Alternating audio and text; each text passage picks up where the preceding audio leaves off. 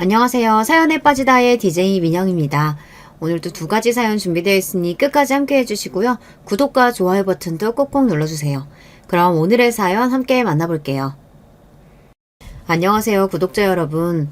지금으로부터 약 30년 전 방영했던 TV 드라마 중에 아들과 딸을 기억하세요.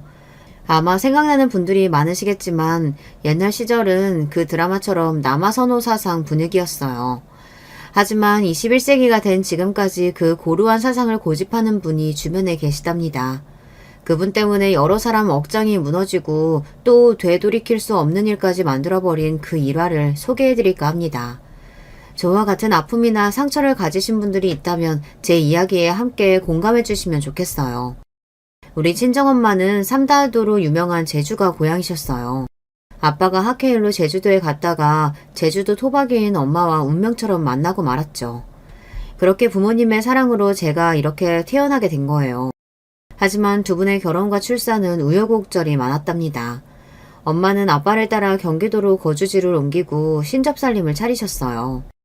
하지만 제주도와 경기도는 사는 환경이 하늘과 땅 차이라고 하신 엄마는 늘 제주를 그리워했어요.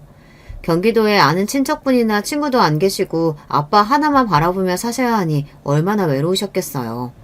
그래도 사랑 하나로 남편 뒷바라지하며 지내셨는데 임신만 하면 초기에 유산을 해서 마음고생이 많으셨대요. 우여곡절 끝에 제가 태어나기까지 6번이나 유산하신 엄마는 몸이 아주 나빠지셨습니다. 저는 대학병원 산부인과에서 태어났어요. 혹시나 출산 도중 엄마가 잘못될까봐 드물게 대학병원에서 저를 출산하신 거죠. 그래서 저는 우리 집 외동딸이자 귀한 보배처럼 대접받고 사랑받으며 자랐습니다. 우리 엄마는 밝고 재미있는 성격이었는데 건강이 약해져서 자식인 제 눈에도 힘들어 보이고 안쓰러웠어요. 엄마를 제일 사랑하던 우리 아빠 눈에는 그 모습이 얼마나 안타까웠는지 제가 어릴 때 심한 몸장난을 엄마에게 걸면 아빠가 무척이나 혼내시기도 했어요. 그만큼 아빠는 아내와 딸인 저를 애지중지하셨지만 무심한 하늘은 우리 엄마를 일찍 데려가고 말았죠. 난소암으로 투병하시다가 제가 중학교에 입학할 무렵 엄마는 세상을 뜨셨습니다. 엄마가 눈을 감기 직전에 전 처음으로 생리를 시작했던 기억이 나는데요. 속옷에 묻은 피를 보고 너무 낯설어 당황했지만 아픈 엄마에게 도움을 청할 수 없었어요. 하는 수 없이 고모에게 전화해서 초경 이야기를 하니 고모는 아빠에게 넌지시 일러주었습니다. 그날 퇴근하고 집에 오신 아빠가 얼굴이 붉게 달아오른 채로 저에게 하얀색 선물 상자 하나를 주셨어요. 고모 말이 너에게 축하할 일이 생겼다더구나. 이거 받거라. 상자를 열어보니 그 안에는 생리대와 향수 그리고 어여쁜 여자가 된 것을 축하한다 라고 적힌 카드가 들어있었죠. 이제 엄마가 내 곁에 없으면 난 어떻게 살지 이런 두려움과 슬픔으로 막막했던 13살 소녀는 이런 아버지가 있으니 아마 괜찮을 거라는 희망을 처음으로 느꼈습니다. 그래서 엄마가 안 계셨다지만 전 아버지의 사랑으로 남부럽지 않게 성장할 수 있었습니다. 저도 고등학교 3학년 때 첫사랑을 학원에서 만나게 되었어요. 대입 수능을 준비하던 치열한 시기에 같은 반의 한 남학생은 우연한 기회로 친구 사이가 되었고 사실 저 혼자 마음속으로 짝사랑했어요. 그런데 그는 수능시험을 망쳤기 때문에 재수를 해야 했고 저는 지망하는 대학교에 붙어서 그 이후로는 연락이 끊겼습니다. 각자의 삶을 살다가 우연히 제 첫사랑 최남영을 만난 것은 지하철역에서였어요. 여러분은 운명을 믿으시나요? 제주도라는 환경에서 부모님이 우연히 만나서 결혼하게 되었듯이 저도 운명적으로 남영애를 만났다고 믿고 있습니다. 이 넓은 서울 아래 양재역에서 우리는 딱 마주치고 말았거든요. 첫눈에 서로를 알아보고 너? 이렇게 탄성을 질렀습니다. 마침 같은 방향 지하철을 타고 가면서 우리는 지난 시절을 이야기하고 전화번호도 교환했습니다. 내 번호 저장해. 그리고 이제 연락하고 지내자. 너 내 첫사랑이었거든. 또 보자. 남영이의 말에 30이 다 된 나이에 주책맞게도 심장이 너무나 뛰었어요. 나 혼자 마음속으로 좋아했던 남자애도 실은 저를 좋아했다니 여러분은 믿기시나요? 저는 프리랜서로 일하는 작화 화가로 남영이는 게임 소프트웨어를 취급하는 사업가로 커서 다시 만나게 되었고 마침 둘 다 싱글이었습니다. 그렇다 보니 다음에 벌어질 일은 못 뻔하죠. 우리는 1년 정도 연애하다 결혼 이야기를 진지하게 나누게 되었어요. 이제 드디어 앞서 얘기해드렸던 남녀차별하는 그분을 처음으로 만나뵙게 되고 맙니다. 예비 신랑이 자기 집이라며 데려간 곳은 송파구의 한 아파트였어요. 많이 낡긴 했지만 재건축을 앞둔 집값이 비싼 아파트로 알고 있는 곳이라 속으로 놀라면서 반겼습니다. 이 남자가 티를 안 내서 몰랐는데 잘 사는 집안의 자식이었구나. 엄마 아빠 저 약혼자 데리고 왔어요. 밥부터 주세요. 김밥집 장사하시는 예비 시모께서 밤 8시가 넘은 시간에 오라고 하셨기에 우리는 아주 배고팠거든요. 그러자 부엌에서 현관으로 곧장 달려나오신 예비 시모가 보였고 저는 그분께 머리 숙여 인사부터 드렸습니다. 하지만 예비 시모는 제 인사에는 아랑곳하지 않고 곧장 자기 아들부터 챙기는 게 아니겠어요. 처음 뵙겠습니다, 어머님. 다들 어서 들어와라. 우리 아들 많이 배고팠겠구나. 엄마가 맛있는 거 많이 차려놨어. 그래. 너구나. 예비 며느리도 반갑구나. 들어와라. 보통은 집에 처음 찾아온 손님을 먼저 맞을 법도 한데 예비 시모는 매일 보는 자기 아들 밥부터 챙기느라 바쁜 것이 좀 이상했어요. 시댁에는 예비 신랑의 양친 부모님과 2살 아래의 시누이 이렇게 계시고 저를 환대해 주셨습니다. 저에게 궁금한 것이 많으신지 예비 시부와 시누이는 식사하면서 여러 질문도 하시고 예비 신랑 어린 시절 이야기도 하면서 참 재미났죠. 우리 남영이가 좋다는 여잔 처음으로 데려왔는데 그 전에 남영이한테 들어서 별다른 건 궁금하지 않아. 다만 아가씨는 요새 여자들처럼 자식 안 낳겠다던가 그런 생각은 없겠지? 저에게 좀 무심해 보였던 예비 시모의 첫 질문에 긴장되었습니다. 네. 전 외동딸로 자라서 식구가 많은 편이 좋아요. 힘 닿는 데까지 나을 겁니다. 세연이 너무 웃기다. 힘 닿는 데까지요? 엄마, 세연이 우리 집에 처음 온 손님인데 이게 뭐예요? 오빠는 깨끗하고 알 커다란 딸기랑 사가지고 나랑 세연이는 군데군데 골마서 파버린 전혀 다른 과일이잖아요. 시누이는 짜증이 난다는 듯이 예비 시모를 나무랐는데 제가 봐도 예비 신랑과 시부에게 주신 과일과 저와 시누이의 과일은 전혀 달라 보였어요. 여자들은 괜찮아. 나 어릴 때 여자들은 부엌 가마솥 옆에서 대충 물 말아 밥 먹고 그랬다. 지금처럼 겸상해서 같은 밥 먹는 게 감지덕지야. 실은요, 우리 엄마는 남아선호 사상이 아주 투철하신 분이랍니다. 이렇게 먹는 것부터 해서 온통 남자들만 챙기고 여자인 저는 늘 뒷전에 푸대접이었어요. 언니가 미워서 그러신 게 아니라 원래 저런 분인 거니까 이해해요. 그 천만 넘에 저는 시댁이 우리 집과 분위기가 판이하게 다르다는 것을 깨달았죠. 외동딸로 귀하게 대접받고 살아온 저는 시모처럼 아들딸 차별하는 분위기가 얼마나 사람 자존감을 해치는지를 체감할 수 있었습니다. 결혼한 이후 시댁에 가면 이런 시모 때문에 감정이 상할 일이 한두 번이 아닙니다. 한 번은 식탁을 차리는데 저도 옆에서 시모를 함께 도왔어요. 어머님, 밥솥에 밥이 많이 부족한데 햇반 같은 거 있으시면 그거 돌릴게요. 아니다, 여기 밥 있어. 그리고 시모가 내온 것은 꽁꽁 얼려져 있는 커다란 사각 반찬통이었어요. 이 밥 전자레인지에 해동해서 너랑 나만 먹자. 밥 하나로도 남녀 차별을 하니 좀 심통이 나서 식탁에 앉은 남편 밥에 밥을 내려놓으며 그랬어요. 자기랑 아버님은 갓 지은 따뜻한 밥 먹어서 좋겠다. 나랑 어머님은 냉동밥이나 먹어야 하는데. 제 얘기에 남편은 자기 어머니를 한번 보더니 밥이 이것뿐이냐고 묻더라고요. 밥 모자라서 그런 거니까 넌 신경 쓰지 말고 주는 밥이나 맛있게 먹으면 돼. 에이, 다 같이 새밥 혼밥 섞어 먹으면 되지. 난 냉동밥도 잘 먹는데 왜 우리 아내한테만 줘요? 이러면서 남편은 제 밥이랑 자기 밥을 바꿔 먹었어요. 그랬더니 시모는 식사 내내 저를 째려보시는 통에 좀 불편했지만 속으로는 몹시 통쾌했습니다. 세아가, 자고로 남자가 바깥일이 잘 되려면 집에서 왕처럼 대접해줘야 하는 법이야. 난 우리 집 남자들한테 헌밥 준 역사가 없어요. 집에서 우리 남영의 헌밥이나 뭐 햇반 같은 거 먹이면 큰일 난다? 심기가 불편하셨는지 시모는 저에게 잔소리를 덧붙이셨습니다. 요새 누가 남자 여자 구별해서 쪼잔하게 음식으로 차별하냐고 반문하고 싶었지만 어쩌겠습니까. 시모는 그런 분위기로 수십 년을 살아오신 분이고 제가 거기에 뭐라고 해봐야 싸가지 없는 년이라는 소리만 되돌아오겠죠. 그리고 저처럼 이미 갖은 차별을 받아온 산 증인이 있었어요. 바로 우리 손 아래 시누이입니다. 지난 명절에 식사 자리에서 시모가 특별히 해물탕을 끓이셨어요. 어머, 나는 콩나물이랑 무만 들어있네. 엄마, 이거 분명 해물탕 맞지? 아, 오빠 국 끓여 보니까 이 요리 제목이 해물탕인 건 알겠네. 낙지, 전복, 오징어 등등. 쟤 여기로만 어째갔어? 쩝쩝 드시던 시모는 이런 신우이의 투정이 익숙하다는 듯이 대수롭지 않게 반응하셨어요. 어차피 해물이 다 국물에서 똑같이 우러나는데 뭘 먹어도 다 해물탕이지. 그냥 조용히 좀 먹어. 신우이는 저를 쳐다보며 얘기했어요. 30년을 이렇게 살아온 나도 매번 적응이 안 되는구만. 우리 올케 언니는 오죽 당황스럽겠어요. 언니, 우리 엄마한테 여자들은 생태적으로 하층민이랍니다. 야, 뭘 하층민까지. 오바하냐? 남편은 이런 상황을 자연스럽게 받아들이고 그냥 넘어가더라고요. 시부도 그렇고 그냥 시댁 분위기가 그게 당연시 되었어요. 시누이가 불쌍하게 느껴질 정도였죠. 그러던 시누이의 설움은 결혼 준비를 하며 결국 폭발하고 말았습니다.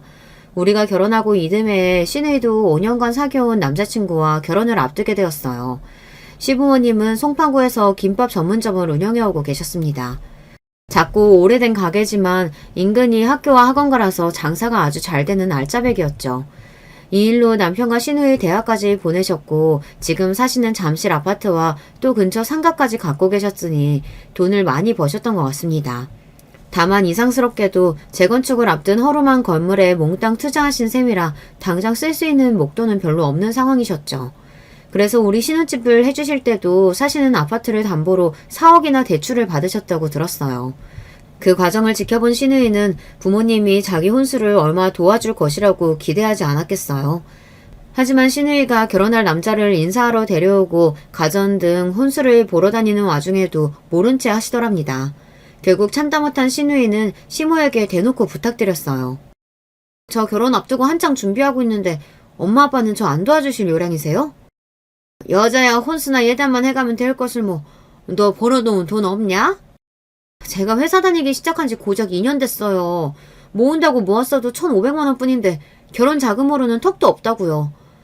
오빠는 괜찮다고 사양해도 4억이나 주셨는데 전 얼마 도와줄 수 있는데요. 에? 네 오랍이랑 너를 비교하면 못 쓰지. 걔는 남자고 또 우리 집 장남 아니냐. 우리 상황이 넉넉해서 오랍이 해준 거 아니고 없는 살림에 대출받아서 겨우 해줬어. 너까지 어떻게 해주냐? 엄마, 그렇게 말씀하시면 저 너무 서운해요. 취직하기 전까지 집에서 논다고 김밥집에서 일 시킨 건 어쩌고요. 정말 저 시집 보낼 돈이 하나도 없으신 거예요? 정 없으시면 여기 앞에 상가 그거라도 팔면 안 돼요? 2년이 어디 그거 팔 생각을 해? 재건축만 대봐라. 그게 얼마까지 오를지. 그 알토란 같은 걸 지금 왜 팔아? 고장도 하나 시집 보내겠다고. 고작 시집이요?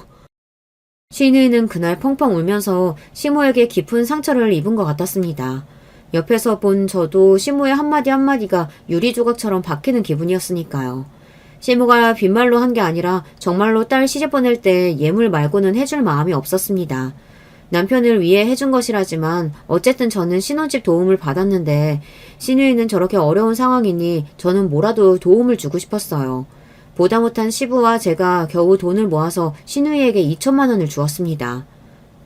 아가씨 시집 보낸다고 모은다고 한 게 이 돈뿐이라 미안해요. 안 해요. 새언니 정말 고마워요. 나 우리 엄마랑 결혼할 거예요. 어디 귀한 아들 하나만 끼고 행복하게 사시라죠. 지난 세월 동안 시누이가 받은 상처는 이번 일뿐만이 아니었어요.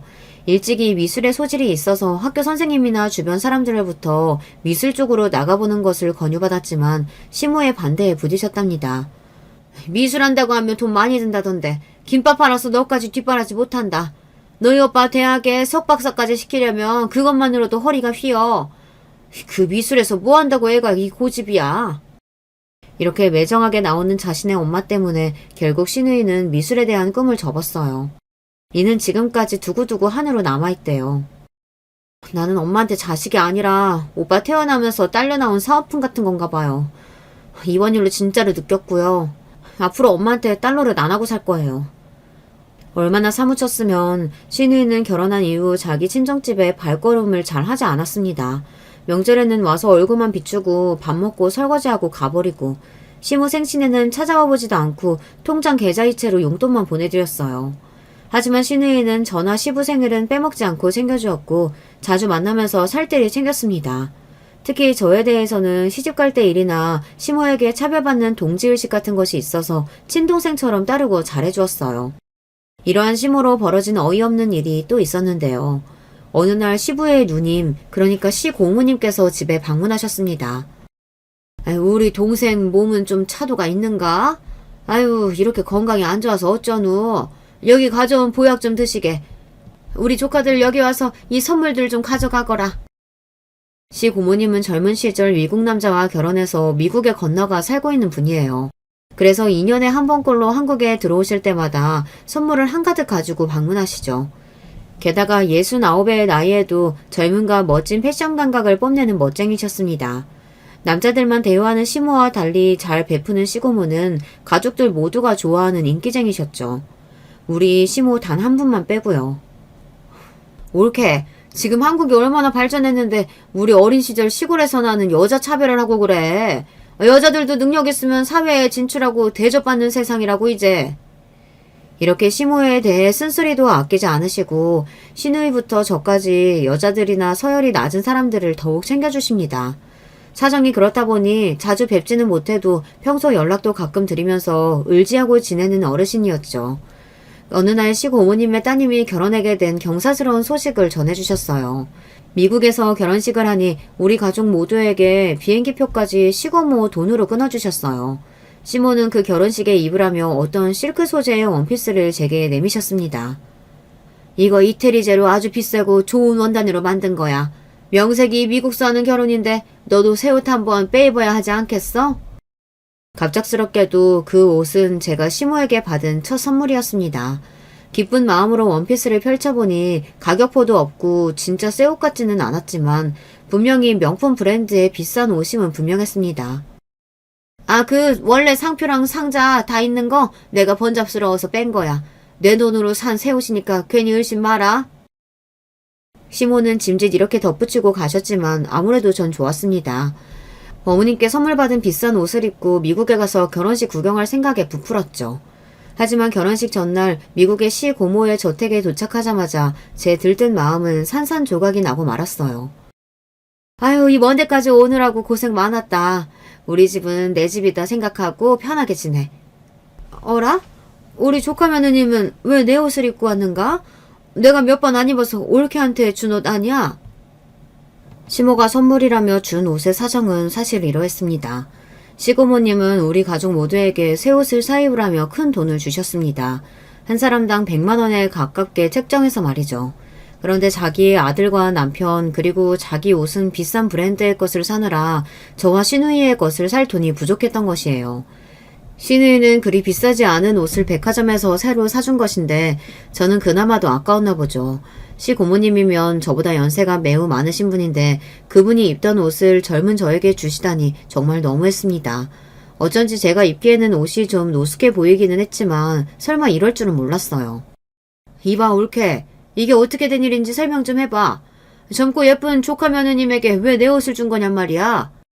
자신의 치졸한 행각이 드러나버리자 시고모님부터 모든 가족이 자신을 비난하고 곱지 않은 눈초리를 보내자 시모는 당황했습니다. 아, 우리 며느리는 애가 워낙 알뜰해서 비싼 새 옷은 싫다네요.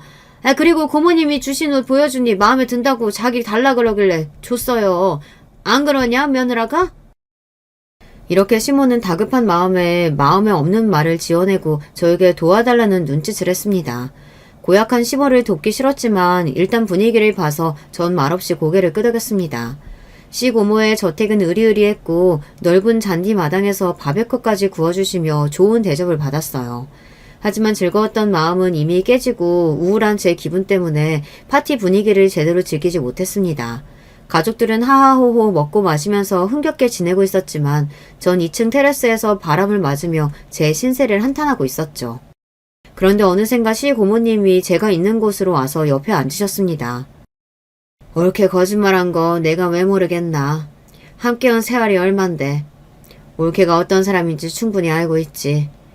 그런 시어머님 밑에서 우리 조카 며느리가 얼마나 마음고생하는지 충분히 안다네.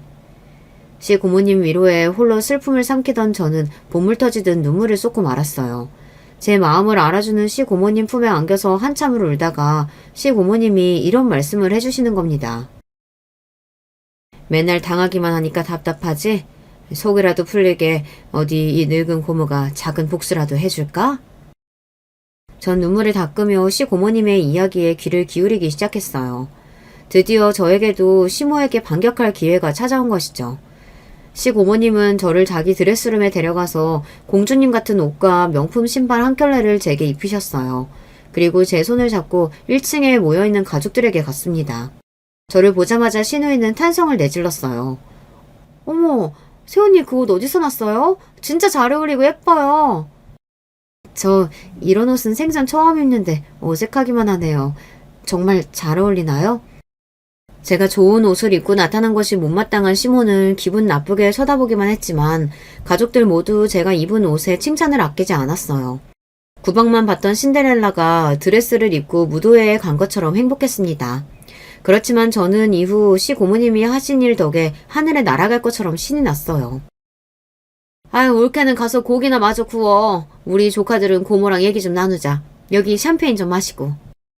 시고모님은 어머니를 부엌대기 취급하며 놀지도 못하게 계속 일을 시키셨어요.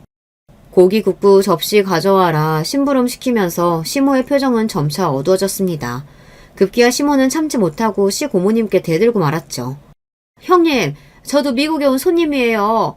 이렇게 저만 일 시키고 하인 부리듯 하시면 자식들 앞에서 제 꼴이 뭐가 됩니까? 응? 엄마, 무슨 꼴이라니? 엄마가 고기 구워다 주니까 더 맛있고 좋은데? 매번 나랑 세원이만 시켰는데 이번 기회에 엄마가 구워주는 고기 좀 먹어봅시다. 그러게나 말이다. 자기가 이 집안 여자들에게 구는 것이야말로 하인 부리는 꼴이지. 내가 올케한테 뭘 했다고 이러는 거예요? 이렇게 어느 가족 하나 시모를 편드는 사람이 없자 시모는 분을 이기지 못하고 1층 손님방으로 가버렸습니다. 그 모습을 지켜보던 저는 어찌나 좋던죠. 자기도 그런 차별 한번 당해봐야 제 심정을 조금이나마 이해할 수 있겠죠.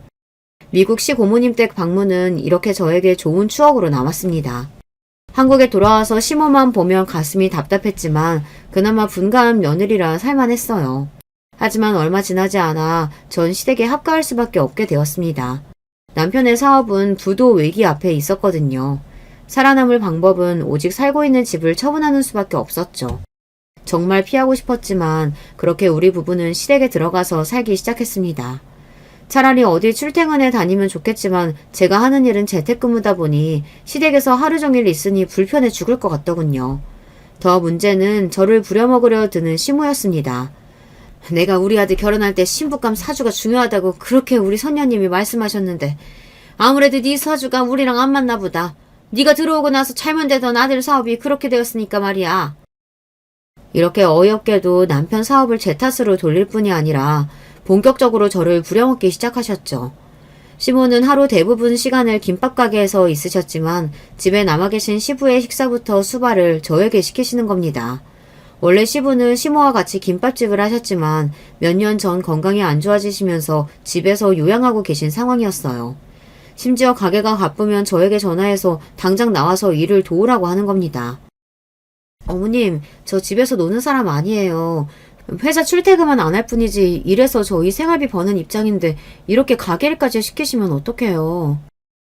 그니까 네 일은 언제 해도 상관없잖냐. 일단 급하니까 김밥 가게 와서 서빙 좀 하고 그 다음에 들어가서 네 일 해라.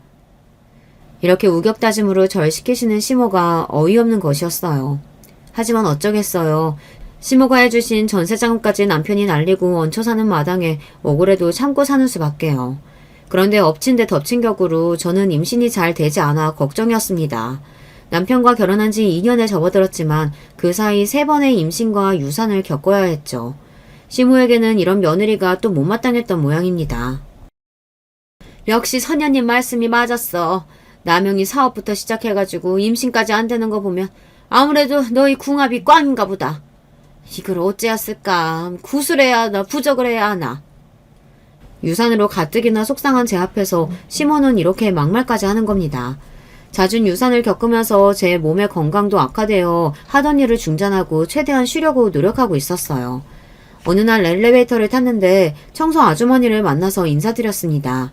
그런데 아주머니 하시는 말씀이 예, 안녕하셔요. 503호 새댁이네. 지난번에 또 아기 유산했다면서 어째요? 새댁 몸은 괜찮아요? 시험관 앞두고 자궁 튼튼하게 만들어야 하는데 몸 조심해요. 이렇게 제가 유산한 것이며 시험관을 준비하고 있는 일들을 소상히 알고 계신 거 아니에요. 깜짝 놀라서 어떻게 그 일을 아시냐고 물으니 시모가 이 말 저 말 평소에 다 떠벌리고 다니는 모양입니다. 저는 아기를 갖기 힘든 몸이라는 사실이 부끄러워 주변 친구들에게도 비밀로 하고 있었어요. 그런데 아무 상관도 없는 아파트 청소 아주머니, 김밥 가게 식당 이모님, 이런 분들에게 떠벌리는 시모가 정말 이해가 안 갔습니다. 임신이 안 돼서 속상하고 유산해서 몸 상하는 것은 바로 저잖아요. 그런데 제게 도움 하나 안 주며 부려먹는 양반이 제 치부를 이곳저곳 떠들고 다녀서 제 귀에까지 들어오게 만들었습니다. 이런 일로 저는 더 비참해지는 기분이라 시모에게 그러지 마시라고 말씀드렸죠. 어머님, 여기저기 제 유산한 이야기 하고 다니지 말아주세요. 잘 모르는 사람들이 제 개인사 아는 거 불편해요. 왜 그러냐? 내가 뭐 틀린 말한 것도 뭐 지어낸 것도 아닌데 뭐. 함께 듣고 있던 남편도 화를 내며 저를 거들었어요. 집사람 말이 맞아요. 우리에겐 아픔이고 감추고 싶은 일인데 어디 가서 그렇게 쉽게 말하지 마세요. 하지만 시모는 우리 얘기는 눈 하나 깜짝하지 않으셨습니다. 별 까타를 다 보겠네. 내 입 가지고 내가 말하는데 뭐가 문제냐? 이러면서 이제 남편과 시모 둘이서 싸우는데 아휴, 안방에 계신 시부가 무슨 집안 싸움이냐며 호통치시고 싸움이 마무리되었어요. 자기 엄마에게 화가 난 채로 방에 들어온 남편은 제게 사과했죠. 자기한테 내가 정말 할 말이 없다. 남편의 능력이 없어서 자기 시댁살이에 엄마 구박까지 당하고. 정말 미안해. 내가 반드시 사업 일으켜서 꼭 좋은 집 사서 바로 분가하자. 이렇게 남편은 저를 위로해주기는 하는데 왜 아직도 제 마음은 응어리진 것 마냥 먹먹하기만 할까요? 다행히도 시험관 시술이 잘 되어서 결국 임신에 성공했습니다. 하지만 제가 유산을 많이 했고 아직 안심하기에는 이르다며 병원에서는 몸조심, 스트레스 조심하라고 일러주셨어요. 이번만큼은 제 아기를 지키고 싶은 마음에 시댁에 가서 아예 대놓고 선포했죠. 병원에서 출산 때까지 아주 몸조심하라고 했어요. 어머님, 저 김밥집 부르시는 거 이제 하시면 안 돼요. 꼭 손주 보시고 싶으시다면 말이죠. 유난 다 떤다, 야. 나 때는 여자들은 최만사까지 판이라고 그랬어. 어머님께서 이 사람 자꾸 부려먹으면 저 진짜 그때는 못 참아요. 아들 얼굴 봐서라도 집사람 잘 보살펴주세요. 네? 그래요. 우리 손주도 봐야 하는데 당신이 며느리 좀 잘 챙겨줍시다. 이렇게 온 가족이 똘똘 뭉쳐서 압박하니 시모도 어쩔 수 없다는 듯이 체념했습니다. 정말로 제가 임신한 뒤로 시모는 갑자기 김밥집 일을 시키는 걸 멈췄어요. 다만 집에 있다 보니 시부의 끼니를 챙기고 집안일 하는 것은 제 몫이었습니다. 그래도 전 너무 행복했어요. 초음파 사진을 보니 딸아이가 그 좁은 자궁 안에 몸을 동그랗게 하며 자고 있더군요. 제 아기를 만나게 될 이듬해 4월을 기다리며 태교도 열심히 하면서 지냈습니다. 시댁살이 한 뒤로는 친정아빠가 우리 집에 오시지 못해서 자주 뵙지 못했어요. 그래서 아기를 낳기 전 친정에 가서 문안도 드리고 제 배도 보여드렸어요. 남산만큼 부풀어 오른 제 배를 보며 아빠는 기쁨을 감추지 못했습니다. 엄마 닮아 작은 몸집인 네 배가 이렇게 크게 부풀 수가 있냐? 이러니 네 몸은 또 얼마나 힘들고. 아빠는 제가 힘들어 보인다며 눈시울까지 붉어지셨어요. 그리고 벌써 유모차에 내복에 젖병까지 아기 용품을 잔뜩 사놓고 계셨어요. 아빠는 벌써부터 손주벌기 되차서 이걸 다 사놓으신 거예요? 그럼 내 손주인데 이까짓 게 아까울 소냐. 더한 것도 해줄 수 있으니 필요한 거 있으면 뭐든 말만 하렴. 그런데 시댁에서 지내는 건 괜찮냐? 그럼요. 아버님 어머님 모두 저를 얼마나 위해 주신다고요. 저 임신한 몸으로 집안일 하나 못하게 말리신다니까요. 절 너무 걱정하시는 아빠 앞에서 이렇게 거짓말을 할 수밖에 없었죠. 모든 가족들의 기대 속에서 출산을 앞두고 있던 어느 날입니다. 갑자기 밑에서 흥건한 피가 보이는 게 아니겠어요. 아직 출산일이 한 달 넘게 남았는데 이게 책에서 본 양수가 터진 모양이다. 다급한 마음에 산부인과에 전화해서 제 상태를 얘기하니 한시라도 바삐 병원으로 오라는 겁니다. 저는 주섬주섬 급한 옷가지와 물품을 가방에 넣고 있는데 마침 일 나가던 시모가 저에게 무슨 일이냐고 묻더군요. 어머님, 저 피가 미쳐요. 빨리 병원에서 오라고 하네요. 다급한 저와 달리 시모는 별로 놀라지도 않으며 저에게 이러는 겁니다. 원래 만삭일 때는 그럴 수 있는 거야. 별일 아니니까 유난 좀 떨지 마라. 그리고 어차피 딸이라며 뭐 나 지금 나가니까 시아버님 밥 차려놓고 가라. 어머님, 이런 상황에 아버님 밥이라뇨. 그러지 마시고 저 급하니까 택시 좀 집 앞에 불러주세요. 하지만 시모는 택시는 개뿔? 네 아버지 밥 안 차리고 나갈 생각도 말어. 하며 그냥 나갔습니다. 하는 수 없이 간단히 쟁반에 시부야 아침을 챙겨서 안방에 넣어놓고 있는데 그때 통증이 극심해지면서 전 배를 움켜쥐고 쓰러졌습니다. 결국 119에 전화를 걸어 도움을 요청했고 정신이 아득한 상태로 병원에 이송되었습니다. 구급차를 타고 병원에 도착했으나 때는 늦었는지 이미 생명이 끊겨버린 내 아이만 나오게 되었을 뿐입니다. 저는 이 과정에서 정신을 잃었었고 수술 마취해서 깨자마자 아이부터 찾았습니다. 하지만 옆에 있던 남편은 제 말에 아무 말도 없이 고개만 가로저었을 뿐이죠. 전 직감할 수 있었습니다. 아, 내 아기는 잘못되고 말았구나. 여보, 그래서 우리 행복이는 어찌 된 건지 말 좀 해보라고. 미안해 자기야. 행복이는 그만. 의사 말이 당신이 하혈한 채로 병원에 왔을 때 이미 태반 조기박리가 심했대. 그래서 응급수술했지만 너무 늦게 와버려서 사산하고 말았다고. 저는 팔에 꽂혀있던 링겔 바늘을 뽑고 우리 행복이를 찾으러 병실 밖에 나가고자 했습니다.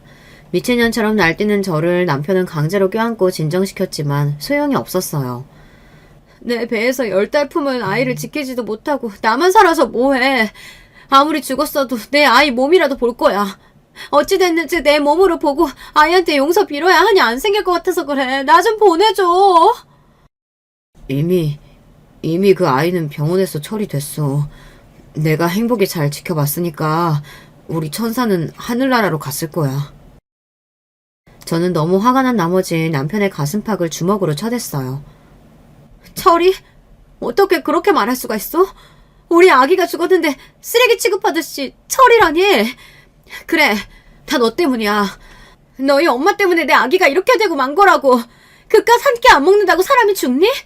근데 아버님 아침이 뭐 대단한 거라고 며느리 손으로 밥상 차리게 해서 우리 아이가 이렇게 돼버린 거냐고. 남편은 제 말에 화들짝 놀랐습니다. 그게 무슨 말이야? 아버지 밥상이라니. 그리고 우리 엄마 때문이라니. 저는 진통이 왔을 때 시모가 나한테 어떻게 했는지 모두 남편에게 털어놓았습니다. 제 말을 들은 남편은 그 충격에 벽을 주먹으로 쳐대며 분노를 삭혔어요. 자기 말이 모두 사실이라면 나는 이제 우리 엄마 아들이 될 수 없어. 내 자식 죽인 엄마를 어떻게 용서할 수 있겠어. 주먹을 불끈 쥔 채 남편은 말릴 겨를도 없이 병원 밖으로 뛰쳐나갔습니다. 남은 저는 믿을 수 없는 현실에 병실에 누워 울부짖고만 있었어요. 이후 후 제 사정을 이해하듯 간호사가 들어와 수면제를 놓고 가니 전 그대로 잠이 들어버렸습니다. 그리고 다시 눈을 뜨자 한숨을 쉬는 우리 아빠의 얼굴이 보였죠. 아빠를 보자마자 울컥해서 저도 모르게 눈물이 뺨을 타고 흘러내렸어요. 이미 사정을 다 들으셨는지 아빠는 저에게 괜찮다, 괜찮을 거다 이 말만 하시며 제 옆에 계셔주셨어요. 근데 우리 남편 최서방은 어딨어요? 최서방이 몇 시간 전에 나한테 전화했다. 애가 얼마나 울었던지 목소리가 다 뭉개져서 계속 장인어른 죄송합니다. 저 때문에 또 저희 엄마 때문에 이 말만 100번은 한 것 같다. 네가 이렇게 된 게 다 안싸돈 때문이라던데 맞냐? 네, 믿기지 않으시겠지만요. 시어머님은 남아 선호 사상에 뿌리 박힌 분이라 여자는 사람 취급도 안 하세요. 그간 말씀드리지 못한 구박과 차별 생각만 해도 급하게 병원 가야 하는데 그깟 달러하러 병원 가냐고 시아버지 밥 차리게 시켰어요. 제 말에 친정아빠는 충격을 받으신 듯 아무 말도 못하셨습니다. 한참 동안 고요한 침묵이 흐르다가 아버지는 무슨 결심이 서신 듯 벌떡 일어나셨습니다. 너 병원 퇴원하는 날 아빠가 또 올게. 당장은 내가 해야 할 일이 있구나. 세연아, 너희 엄마는 6번의 유산 끝에 너를 건강히 출산했어. 그러니까 너도 이번 일로 좌절하지 말고 일단 몸부터 회복해야 한다. 병은밥 빼먹지 말고. 그리고 아빠는 그대로 나가버리셨습니다. 그날 밤에 시부모님이 찾아오셨지만 저는 침대에서 돌아놓은 채로 시모의 얼굴도 보지 않고 그 말에 대꾸조차 안 했습니다. 시부모님이 왔는데 인사도 없는 독한 며느리를 봤나. 야, 네 애가 그렇게 된 게 왜 내 탓이던? 어제 네가 무슨 말을 했기에 우리 귀한 아들이 나한테 그럴 애가 아닌데 엄청 화 쏟아내고 갔어. 야. 다 네 자궁 탓이야. 괜히 시어머니 탓하지 마라. 앞으로 난 어머님과 말 섞고 싶지 않으니까 나가세요.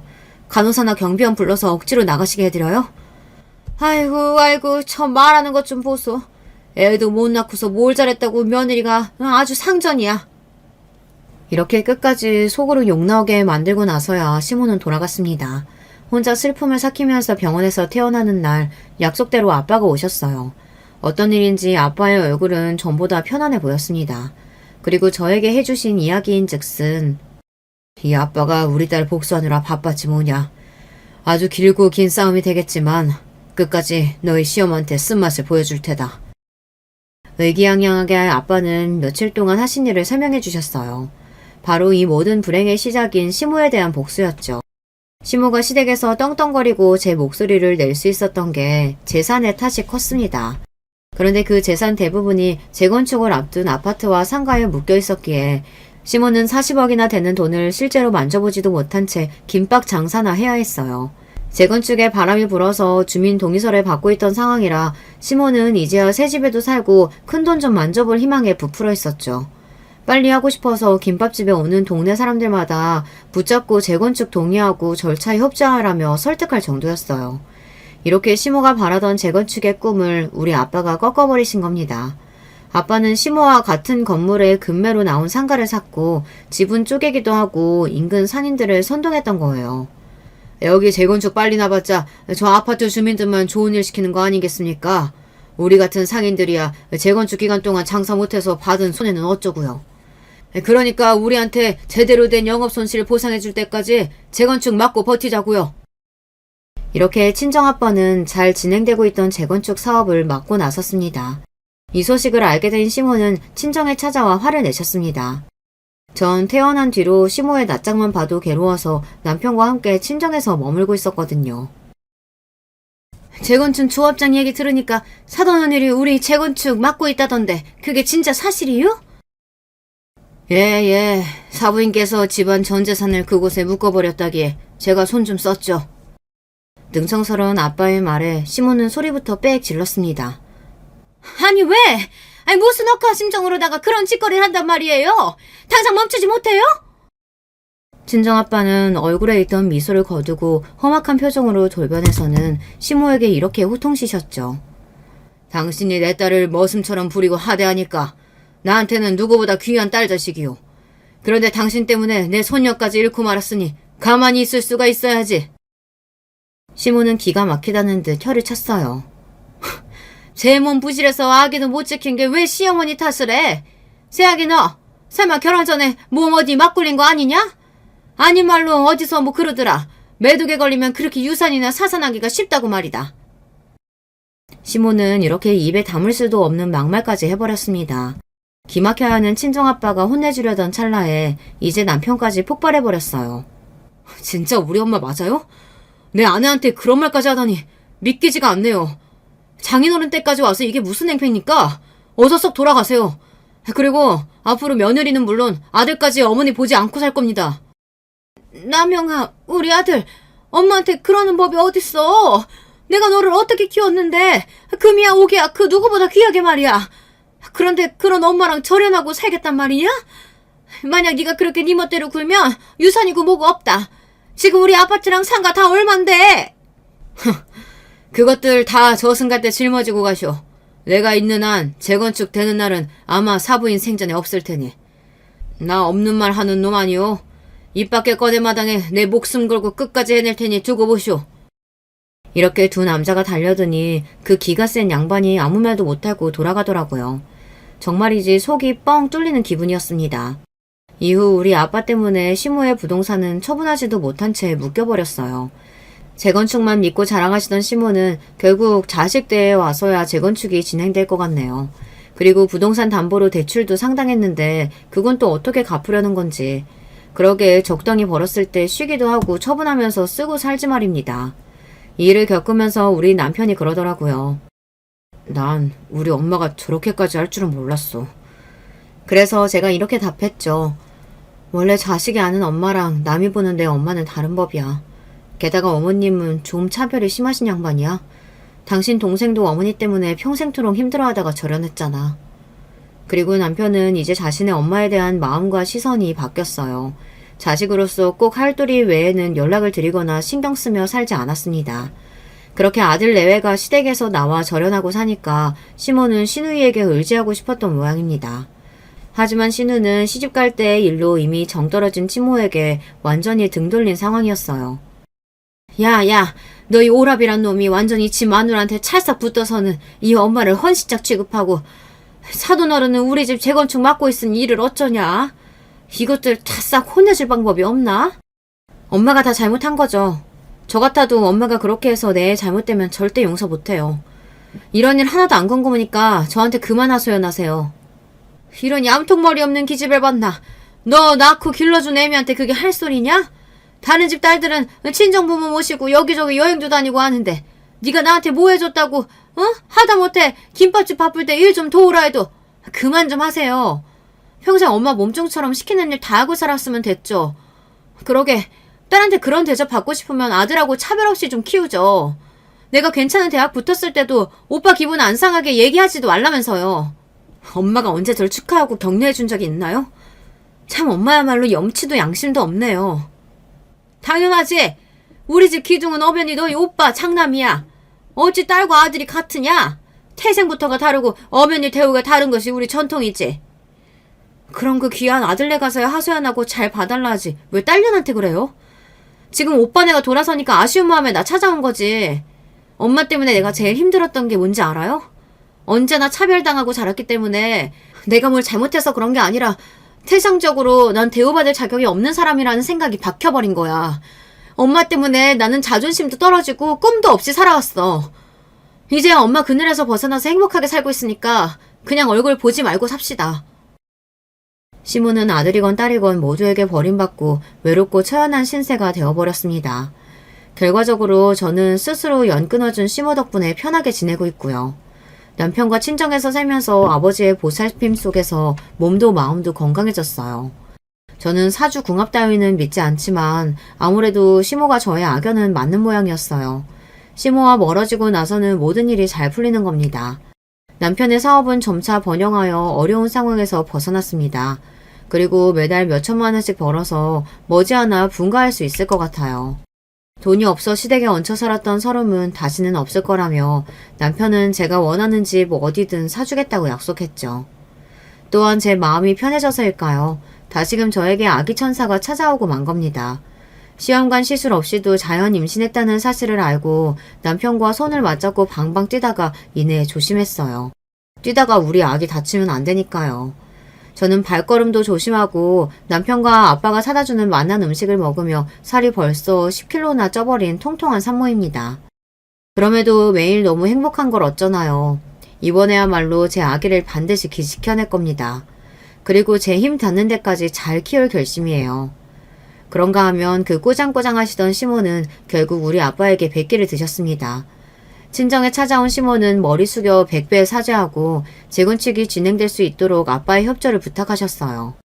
그리고 저에게도 미안하다며 다시 잘 지내보자고 말씀하셨죠. 그분 나름대로 큰맘 잡숫고 어렵게 내신 용기라는 거 알죠. 하지만 아직 저는 온전히 어머님을 용서하기 어렵습니다. 그리고 시모를 보지 않고 사니까 제 인생이 잘 풀리는 것 같아서 말이죠. 일단 아빠는 시모가 앞으로 어떻게 하는지 보고 나서 협조해주겠다고 하셨고 저 역시 시간이 좀 흐르고 나서 다시 왕래하겠다고 말씀드렸어요. 내가 벌써 70을 앞둔 노인인데 너희 시아버지도 언제 가실지 모르고 나 좀 받아오. 이런 말씀을 남기고 기운 없이 돌아가는 시모에게 측은지심이 들었지만 아직은 거리를 두고 지켜보는 중입니다. 구독자 여러분이 보시기에도 이런 시모와 다시 엮이고 사는 것은 안 될 일이죠. 혹여 다른 의견이 있으시다면 말씀 부탁드립니다. 제가 친정엄마가 없잖아요. 같은 여자끼리 이런 일에 대해 충고를 주신다면 감사히 받아들이고 귀담아 듣겠습니다. 그럼 저는 감사한 마음으로 앞으로 아기 키우고 열심히 살겠다는 말씀을 끝으로 제 사연을 마치겠습니다. 지금까지 저와 함께 해주신 여러분께 감사드립니다. 모두 늘 건강하시고 행복하시길 바랄게요. 안녕하세요. 저는 서울에 살고 있는 평범한 회사원입니다. 나이는 33살이고요. 현재는 혼자 거주하고 있습니다. 오늘 제가 사연을 보낸 건 제가 겪었던 상당히 특이한 결혼 경험을 누군가와 나눠보고 싶어서입니다. 특이하다고 하는 게 맞는 건지는 잘 모르겠네요. 좀 소름 끼친다고 해야 하나? 정말 예상도 못했던 일을 겪었던 적이 있어서요. 여러분께 조심하라는 말씀도 드릴 수 있었으면 좋겠습니다. 저는 30살에 결혼을 했습니다. 지금부터 3년 전 2020년이었는데요. 코로나 영향 한복판이었을 때 결혼한 것이라 여러 가지로 어려움을 많이 겪었습니다. 저는 작은 수출업 업체에 다니고 있는데 아무래도 경기 탓에 회사도 어려웠고 그 때문에 급여도 많이 밀리고 그랬거든요. 아무래도 다양한 방면에서 결혼하기 쉬운 상황은 아니었죠. 다른 지인들도 결혼을 결정했다가도 모두들 취소하거나 미루는 때였는데 그래도 저는 그 당시 결혼을 감행했습니다. 왜냐하면 그때 제가 정말로 사랑하는 여자친구를 만났었기 때문이었죠. 저하고 나이 차이는 좀 나는 편이었는데 정말 예쁘고 발랄한 사람이었어요. 당시 23살이었으니까 저하고 7살 차이였죠.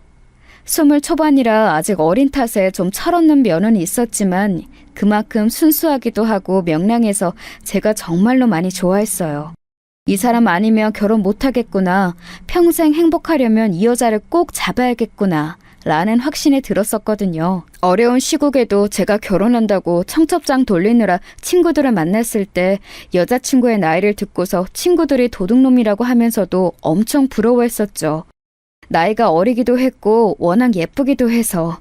아니, 사실 객관적인 미인은 아니었지만 어린 나이 특유의 그 순수한 미모가 있었거든요. 친구들은 계속 제가 도둑놈이라면서 구박했지만 저는 당당했습니다. 제가 뭐 처음부터 속인 것도 아니었고 여자친구 쪽에서 저한테 먼저 다가온 것이었거든요. 편의점에서 일하던 여친이 제가 담배를 살 때 쪽지를 끼워주면서 번호를 달라고 했던 게 저희 관계의 시작점이었던 터라 제가 당당할 수 있었죠. 그 후에야 제가 여자친구를 더 많이 좋아했지만 말입니다. 아무튼 코로나 시국에 여러 가지 힘든 일이 있었지만 저희는 성공적으로 결혼을 했습니다. 회사가 어려운 탓에 제 급여가 밀리기도 해서 금전적으로도 빠듯한 편이었는데요. 게다가 아버지가 말기암으로 사실상 6개월 시한부 판정을 받아놓고 계셨던 터라 집안 분위기가 뒤숭숭하기도 했습니다. 그래서 결혼 자체도 근사하게 하지 못하고 소규모 정말 가까운 지인들만 모아서 하는 스몰 웨딩으로 치렀어요. 레스토랑을 하나 빌려서 지인들 참석하고 적당히 함께 식사를 하는 결혼식이었죠. 사실 여자친구, 아니 이제 아내가 된 내 여자한테 미안하기도 했습니다만 그래도 그녀의 특유의 긍정적이고 명랑한 태도로 우리 결혼을 받아들여 주었어요. 그러니까 제가 제 아내한테 얼마나 고맙고 행복했을지 그리고 그녀를 얼마나 사랑했을지 아실 수 있을 겁니다. 아내에게는 부모님이 안 계셨고 언니 한 명만 있었기 때문에 스몰 웨딩이 조금 더 쉬웠던 것 같기도 하고요. 그리고 아내는 아직 어린 나이라서 살아보고 혼인신고를 하면 안 되냐고 저한테 부탁을 해왔습니다. 그 정도야 얼마든지 가능했죠. 아버지는 시한부인 상황에서 아들이 결혼한다고 하니까 정말 기뻐하셨습니다. 제가 둘째인데 아버지가 돌아가시면 아버지 소유의 재산 중 집을 한 채 제가 물려받기로 했습니다. 아버지 앞으로 보험사에서 돈이 나온 것도 있었는데 그것도 함께 나눠받기로 했고요. 형은 돈에 있어서 그렇게 인색하지 않고 넉넉한 사람이라 저희 형제는 그런 문제로 싸울 일은 없었습니다. 그래도 아버지가 돌아가시기 전에 저까지 결혼하는 모습을 보여드릴 수 있어서 정말 감사했어요. 그래서 저희 부부는 결혼한 뒤 아버지 소유로 되어 있는 집에 들어갔습니다. 단독주택이었는데 원래 1층과 지하에는 임차인을 들여서 월세를 받고는 했지만 아버지가 거기까지 관리하실 여력이 되지 않아서 비어있는 상태였죠. 마당이 크지는 않고 나무가 두세 그루 심어져 있는 주택이었어요. 날은 값도 나가는 2층 집이었죠. 신혼부부가 살기에는 좀 크기는 했지만 그래도 제 아내한테 보여주기 나쁘지 않았습니다. 아내는 결혼하기 전에 처음 그 집을 보고서 무척 기뻐했거든요. 이렇게 큰 집에서 사는 거 나 처음이에요. 그래? 뭐 그렇게까지 큰 건 아니고 그냥 평범한데. 세상에, 우리는 그럼 2층에 사는 거예요, 오빠? 원래 2층에 주인집이 살거든. 그럼 1층이랑 지하는? 세 주면 좋은데 지금 좀 도배랑 장판은 하고 줘야 할 것 같아. 근데 지금 당장은 이사할 사람 많지 않을 것 같으니 좀 나중에 하자고. 월세를 받으면 좋은데 사실 그러려면 관리한 지 오래된 실내를 좀 살만하게 만들어야 했거든요. 하지만 당시 코로나가 기승을 부리던 시기라 과연 이사를 많이들 할까 싶기도 했고, 게다가 무엇보다 저희 회사가 어려워서 급여도 밀리는데 도배 장판을 할 만한 돈을 따로 만들기가 힘들었어요. 뭐 하려면 할 수 있었겠지만 그렇게까지 무리해서 급하게 할 필요가 없는 일이었거든요. 아내는 아무래도 좋다면서 신이 났습니다. 결혼 후 살림살이를 들여놓고서 집안을 꾸미는 것에도 열과성을 다했어요. 저는 가족과 같이 살다가 결혼한 것이라 집에 들어오면 어린 아내가 열심히 살림을 하다가 저를 맞이해주는 것이 너무 알콩달콩 좋았었죠. 남자분들은 아마 다들 아실 텐데요. 아내가 저녁 식사를 준비하면서 갓 지은 밥 냄새가 나고 현관까지 나와서 가방하고 옷을 받아줄 때 얼마나 일하는 보람을 느끼는지 말입니다. 사실 남자들이 일하는 목표가 아내와 아이들을 먹여 살리기 위한 거지 않습니까? 아직 아이는 없었지만 아내가 있는 것만으로도 지극히 행복했었죠. 아내는 원래 고등학교를 졸업하고서 대학을 다니고 있었습니다. 등록금을 벌기 위해서 편의점에서 아르바이트를 하다가 저를 만난 거였죠. 그래도 등록금 정도는 자기가 벌어서 다니는 게 낫지 않냐면서 편의점에서 계속 일을 하겠다고 고집을 피우는 아내를 말린 건 저였습니다. 사실 대학 등록금이 생각보다 꽤 큰 돈이지만 그래도 그 돈 때문에 소중한 어린 아내가 진상들하고 싸우면서 편의점에서 일하는 것은 보고 싶지 않더군요. 그래도 너무 돈 많이 드니까. 괜찮아, 내가 얘기했었잖아. 우리 돈 곧 생긴다고. 아, 그때 얘기했던 거요? 그래, 뭐 가슴 아픈 일이지만 아버지는 곧 돌아가실 거니까. 사실 아버지가 돌아가시고 나면 저희가 받을 돈이 있으니까 그것 때문에 자신감이 있어서 아내에게 집에 있으라고 말한 것도 있습니다. 집도 아직 소유권은 넘어오지 않았고 아버지 앞에 현금도 가르기 전이지만 어쨌든 시한부 판정을 받으셨기 때문에 어차피 멀어도 1년 안에는 저희 수중에 들어오는 돈이었거든요.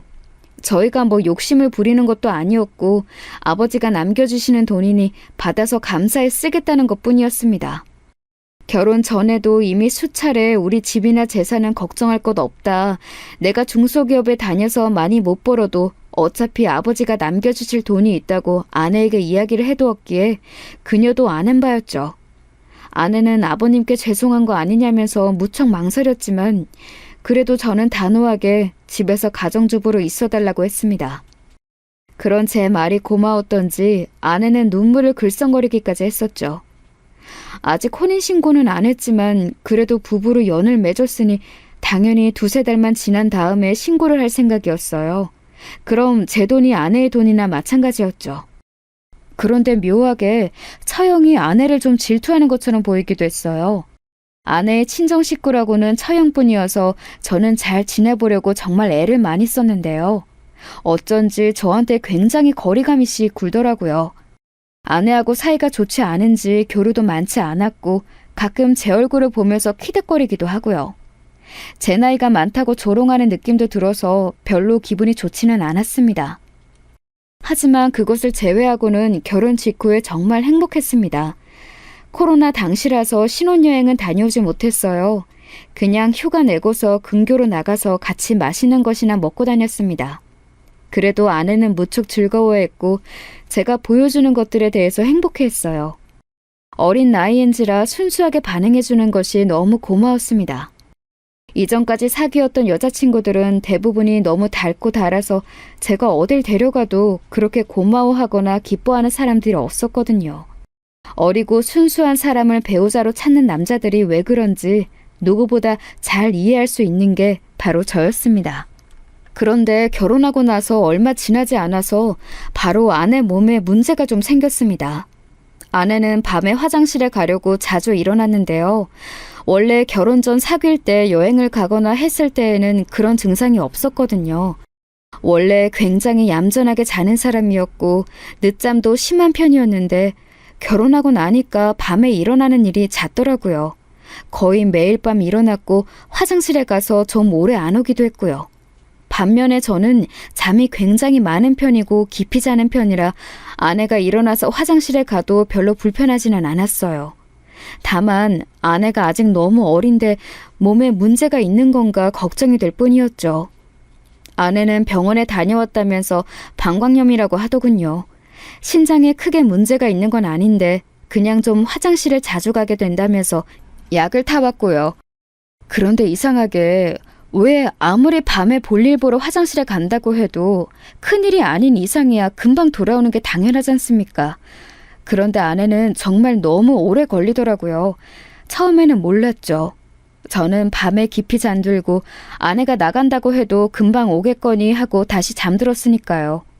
하지만 아내가 그렇게 밤에 일어나서 나간 지 보름쯤 되니까 좀 걱정이 되어서 올 때까지 기다렸어요. 당연히 5분 안에 올 거라고 생각했는데 안 오더라고요. 이상해져서 침대에서 일어나려고 하는데 10분쯤 지나서야 아내가 들어오더군요. 아내는 제가 안 자고 있는 것을 보고 조금 놀란 듯 눈을 깜빡거렸죠. 어머, 안 자고 있었어요, 오빠? 잠이 깼다가 안 들었는데 너무 오래 안 와서. 그냥 자지. 화장실 사정을 뭘 알려고 그래. 아내는 조금 민망한 듯이 얼굴을 붉혔죠. 그러고 보니 사실 갓 결혼한 아내가 남편이 화장실 사정을 신경 쓴다면 얼마나 부끄럽겠어요. 그래서 저도 제 생각에 짧았다 싶어서 얼른 웃으면서 아내를 그냥 끌어당겨 안았죠. 그런데 이상하게 아내 옷이 차갑더군요. 당시 가을이었는데 아내가 추운 걸 싫어해서 집안은 항시 따뜻하게 보일러를 돌리고 있어 옷이 차가워질 일은 없었어요.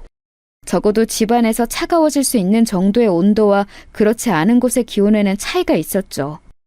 지하와 1층이야 비어있어서 난방은 전혀 돌리지 않았으니 차갑더라도 2층 화장실을 썼는데 이렇게 차가울 리가 없었습니다. 이상하긴 했는데 저는 이 밤에 구태여 물어볼 곳은 없다고 생각했어요. 화장실 갔다가 잠깐 베란다라도 나가서 바람 쐬었겠거니 생각했었죠.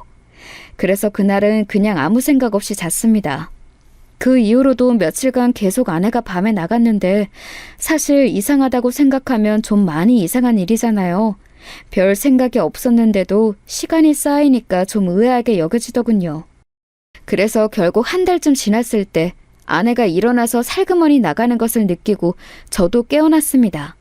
그때 불쑥 아내 뒤를 따라가 볼까 생각이 들더라고요.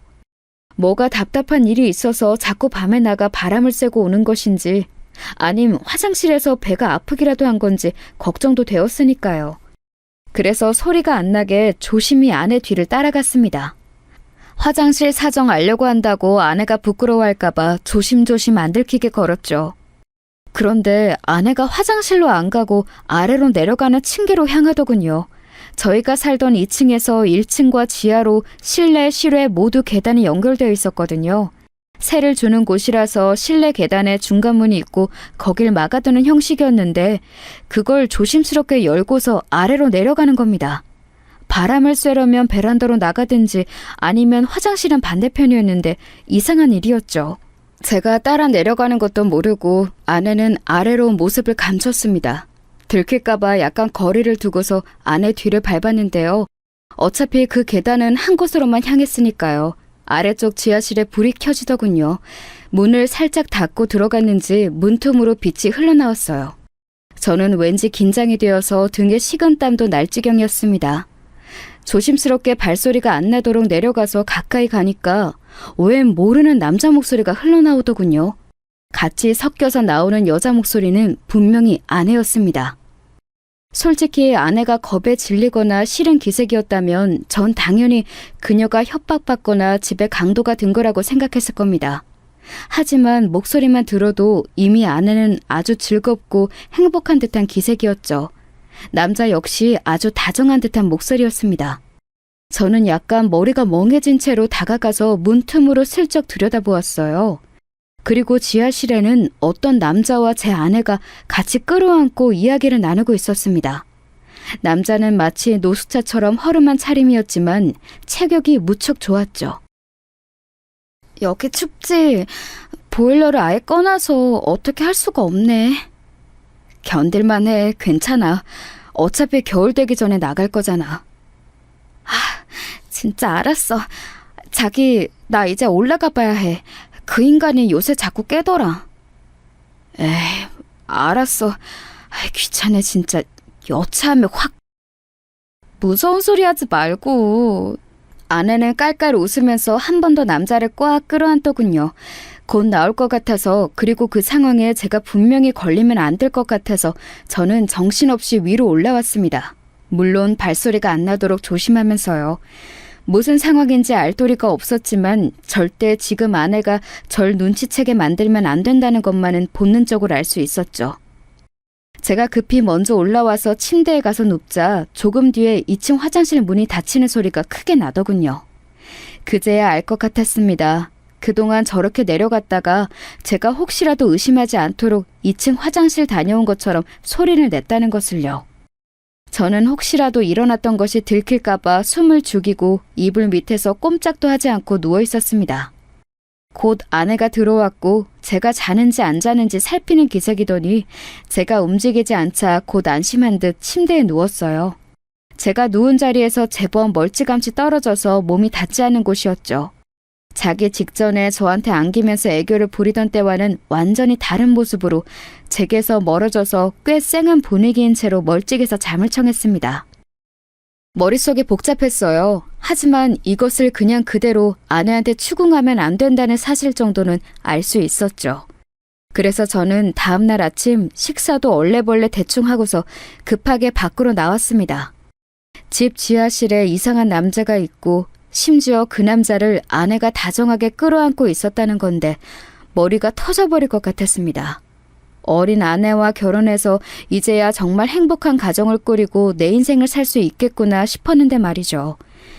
이 이상한 일을 대체 어디서부터 어떻게 처리해야 하나 감이 잡히질 않았습니다. 결국 그날은 회사에서도 거의 일을 하는지 마는지 모를 정도인 상태가 되어서 결국 오후에 반차를 내고 나와서 커피숍에 앉아 있었습니다. 혼자 머리를 식히면서 앉아 있다 보니 이게 보통 일이 아니라는 생각이 들더군요.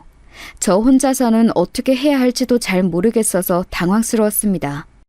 사실 당시 아버지는 시한부로 누워 계시지 그러다 보니 형도 어머니도 모두들 아버지한테 정신이 뺏겨 있는 상황이라서 제가 뭘 고민 상담조차 하기 힘들겠더라고요. 그래서 고민 끝에 저는 인터넷에서 흥신소를 검색해서 그곳에 전화를 했습니다. 처음 전화 걸기가 힘들었지 일단 연락이 되니까 예상보다 간단하더군요. 흥신소에서는 이미 이런 종류의 일들을 많이 접했는지 생각보다 그렇게 막 놀라지도 않고 알겠다고만 했습니다. 남자의 정체와 이 일이 대체 어떻게 된 건지 그걸 좀 알아내달라고 했더니 그러겠노라고 하면서 그러더군요. 선생님, 사실 이런 일은 불륜일 때가 많습니다. 마음의 준비는 좀 하셔야 할 거예요. 불륜이요? 머리가 멍했습니다. 저는 지금 너무 깨 쏟아지는 신혼인데 갑자기 불륜이라니 설마 그건 아닐 거라고 생각하고 있었지만 생각을 돌리는 건 쉽지 않았죠. 그 후로 흥신소에서 남자에 대해서 알아내는 며칠 동안 저는 집에 야근을 핑계대고 늦게 들어가면서 아내를 살폈습니다. 아내는 제가 벨을 누르면 밝은 얼굴을 하고서 문을 열어주고 저를 껴안아줬지만 어떤 날은 1층 층계로 내려가는 실내 계단 쪽 문이 살짝 열려있는 날도 있었어요. 어쩌면 제가 없는 동안 그 남자가 2층에 올라와서 아내와 좋은 시간을 보내다가 제가 오면 사라지는 것일지도 몰랐죠. 실내 계단 쪽에 숨으면 실외 계단으로 올라오는 제가 일부러 찾을 리가 없었으니까요. 솔직히 말하면 소름이 끼쳤습니다. 그동안 너무 순수하고 예쁘다고 생각했던 아내의 얼굴조차도 이제는 견디기 힘들 정도였어요. 불과 그 장면을 봤다고 해서 이렇게나 감정이 뒤집히다니 놀라울 정도였죠. 아내는 제가 야근을 해서 너무 피곤하다고 둘러댄 핑계를 잘 믿었습니다. 잘 때도 일해야 하니까 작은 방에서 조금 더 서류를 보다가 자겠다고 하면 좋아하면서 그러라고 하더군요. 최대한 좋은 기색을 숨기려고 하지만 얼굴이 저절로 피었어요.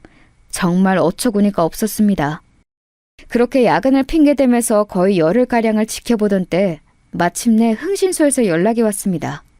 흥신소에서 사무실로 오라고 해서 갔더니 예상대로인 사실과 또 예상을 벗어난 사실을 모두 알려주었습니다. 선생님, 아내분은 불륜이 맞습니다. 불륜이라고 해야 할까? 그러니까 결혼한 지 지금 한 달 좀 넘으셨다고 했죠? 단도직입적으로 말을 시작한 흥신소 사람은 걱정스럽다는 얼굴을 하고 있었습니다. 저는 고개를 끄덕였죠. 예상은 하고 있었고 거의 확신에 가까웠는데도 직접 그 말을 들으니까 머리가 새하얗게 변하더라고요. 정신이 하나도 없는데 흥신소 사람이 그러더군요. 지금 그 지하실에 있다는 남자, 선생님이 출근하셨을 때 가끔 드나듭니다. 지하실에서 거주하는 것으로 보이고요. 그런데 나올 때도 머리를 푹 숙이고 모자를 쓰고 있어서 신원 파악하기가 힘들었는데 아내분 처녀 시절 주위 사람을 살펴보고 대조해보니까 나오더군요. 누구죠? 전 남자친구입니다. 이곳저곳에 알아보니 선생님하고 교제지간 동안 양다리를 걸치고 있었던 것으로 보입니다. 세상에. 말하자면 저와 사귀기 시작하면서부터도 그 남자와 관계를 유지했던 겁니다. 심지어 결혼한 후에 집에 끌어들여서 지하에 들여놓다니. 그리고 문제가 그 남자가 위험한 인물입니다. 위험이요? 예, 수배범입니다. 경제사범으로 보이는데 폭력 행위도 전과 중에 있더군요. 한 번도 아니고 상당히 여러 번이고 질이 나쁜 범죄자입니다. 예? 전 너무 놀라서 소리를 쳤습니다. 흥신소 사람은 놀란 줄 알았다면서 고개를 끄덕였는데요. 수배가 되어 있는 전 남자친구를 지하실에 숨겨준 것으로 보입니다. 아내분이 말이죠. 아니, 이게 말이 되나요? 예, 그리고 편의점에서 만났다고 하셨죠? 혹시 가까운 시일 내에 금전적으로 돈이 들어올 일이 있으신가요? 저는 머리가 멍해졌습니다. 그러고 보니 아내가 일하던 곳은 단골 편의점이었고 그곳에서 자주 바뀌는 알바생들하고 꽤 여러 번 이야기를 하면서 친해지고는 했었는데요. 아내도 마찬가지였습니다. 처음에는 아내가 워낙 어려서 설마 사귈 줄은 몰랐기 때문에 이런저런 이야기를 마구잡이로 했는데 어느 날 아내가 힘들어서 쪼그려 앉아있는 것을 보고 음료수를 한 잔 사주고 대화를 길게 나눴었죠. 그때 어색하니까 아무 이야기나 막 하다가 저희 집 아버지 이야기와 유산 이야기 같은 것도 어설프게 흘러나왔던 기억이 있었습니다. 제가 그 이야기를 하자 흥신소 사람이 알 것 같다는 듯이 고개를 주걱거렸습니다. 그럼 그때 이후로 아내분이 접근하신 거였죠? 예? 그러고 보니... 생각해보니까 그렇게 말을 나누고 난 이후에 아내 쪽에서 저한테 접근을 했던 기억이 났습니다. 저는 그게 당시에는 서로 대화를 오래 나누고 마음의 벽을 허물어서 그런 거라고 생각했는데 뭔가 이상했죠. 그때 아마 선생님하고 결혼할 계획을 세우고 있었을지도 모릅니다. 돈 때문에요. 가까운 시일 내에 돈이 생기는 일이 있는 거죠? 예. 아버지가 시한부 판정을 받으셔서 유산이 생길 거라는 이야기를 했거든요. 그게 문제였던 겁니다. 흥신소 사람이 고개를 절레절레 흔들었습니다. 저는 머릿속이 복잡해서 아예 멍한 채로 있었죠. 그러니까 흥신소에서 모아준 정보를 종합해서 이야기를 해보면 아내는 편의점에서 일을 하던 당시 이미 남자친구가 있었던 거였습니다. 그런데 그 남자친구가 범죄를 저질러서 수배 상태였던 거였고요. 아마 돈이 필요했겠죠. 그러니까 편의점에서 이야기를 나누다가 재산에 대해서 무심코 말을 흘린 제가 대상이 되었던 모양이었습니다. 너무 속이 울렁거려서 힘들더군요. 흥신소 사람은 안 되었다는 듯이 제 어깨를 두드려 주었지만 조금도 나아지지 않았습니다. 그럼 이 일을 어떻게 해야 하죠? 제일 좋은 건 경찰에 신고하는 방법일 겁니다. 절대 혼자서 뭘 하려고 생각하시면 안 됩니다. 경찰에 신고하면 와서 잡아주겠죠? 예, 그 남자 꽤 위험한 인간 같으니까 절대 알아차리게는 하지 마시고요. 얽히면 굉장히 골치 아프고 나중에도 안전에 문제가 생길 수 있어요. 신고를 선생님이 하셨다고도 알게 하지 않는 게 좋습니다. 보복 범죄도 저질렀던 전과가 있더군요. 예, 솔직히 저는 좀 소심하고 겁이 많은 편입니다. 흥신소 사람이 그렇게 말을 하니까 갑자기 더럭 겁이 나서 손끝이 차가워졌습니다. 지금 제가 무작정 신고를 하면 분명히 제가 했다는 게 들통이 날 테니까 나중에 제가 보복의 타겟이 될 수도 있는 거였죠. 하지만 그냥 둔다면? 그냥 적당히 숨어 있다가 사라지지 않을까, 돈 조금 쥐어줘서 사라지라고 하면 되지 않을까 고민이 크게 되었습니다. 어떤 분들은 멍청하다고 하시겠지만 실제 범죄자가 집에 있다고 생각하면, 그리고 이게 내 일이라고 생각하면 완전히 다른 문제가 됩니다. 나중에 언제 또 제가 보복을 당할지 모르는 일이니까요. 저는 흥신소 사무실에서 나와 집으로 돌아왔습니다. 적당히 퇴근 때를 맞춰서 돌아왔더니 아내가 역시 반가운 얼굴을 내밀더군요. 이제는 그 얼굴조차 소름 끼치고 가식적으로 보여서 저는 마주하기도 싫었습니다. 하지만 아내한테 싫은 기색을 하면 바로 저 밑에 있는 사내가 올라와서 저한테 해를 끼칠 것 같아 뭐라고 하지도 못했죠. 대충 둘러대고 작은 방으로 들어가 고민하는데 정말 머리가 빠질 것 같았습니다. 아내는 제가 이상한 기색이어도 신경도 쓰지 않은 채 일 잘하라면서 방문을 꼭 닫아주기만 했어요. 아마 1층이나 지하로 내려가서 그 사이에 그전 남자친구하고 놀아나겠죠. 신고를 하되 제가 했다는 것은 알지 못하게 하는 법. 그 고민을 하느라 며칠 동안은 제대로 잠도 못 잤습니다. 그 사이에 아내는 저한테 다가와서 물어보았었죠. 오빠, 혹시 아버님 찾아뵈어야 하는 거 아닌가? 응? 응? 지금 호스피스에 계시니까 아버지가 가능하면 자식들 귀찮게 하지 말라고 하셨거든. 아, 그랬구나. 아내는 안타깝다는 듯 고개를 저었지만 저는 속이 덜컥 내려앉았습니다. 아버지가 돌아가셨다는 이야기가 나오면 분명 유산 이야기가 나올 거고, 유산이 저한테 오고 나면 어떻게 해서든 제게서 그 돈을 빼앗아서 달아나겠죠.